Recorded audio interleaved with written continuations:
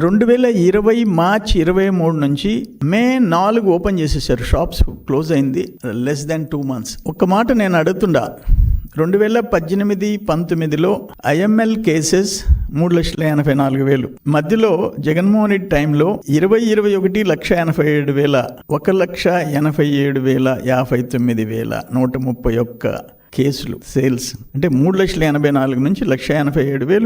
Okay, వీళ్ళు agri. Corona 21-22 2,63,000 కేసులు.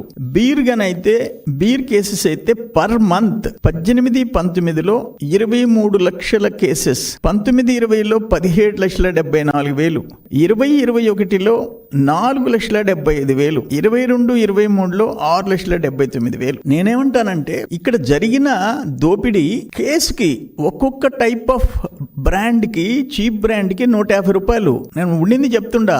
ఇంకొక బ్రాండ్ కి 250, ఇంకో బ్రాండ్ కి 350, 600. ఒక కేస్ అంటే 48 స్మాల్ బాటిల్స్, క్వార్టర్ బాటిల్స్ ఉంటాయి. అవి సపోజ్ ఒక దాంట్లో ఒక బాటిల్ 150, 250కి అమ్ముతారు బయట. ఇది త్రూ ఎక్సైజ్ డిపార్ట్మెంట్ స్కానింగ్ చేసి షాప్స్ కి పంపిస్తారు. ఇక్కడ Kasireddy and team, Jaganmohan Reddy team చేసింది ఏంటంటే స్కానింగ్ కి పోకుండా, డిపోకి పోకుండా, ఎక్సైజ్ డిపార్ట్మెంట్ డిపోకి పోకుండా డిస్టిలరీ టు నేరుగా సేల్స్.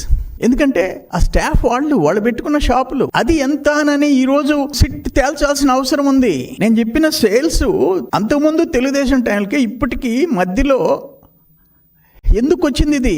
ఎందుకంటే అనఫిషియల్ సేల్స్, డిపోకు పోకుండా నేరుగా అమ్మిన సేల్స్ ఎంత?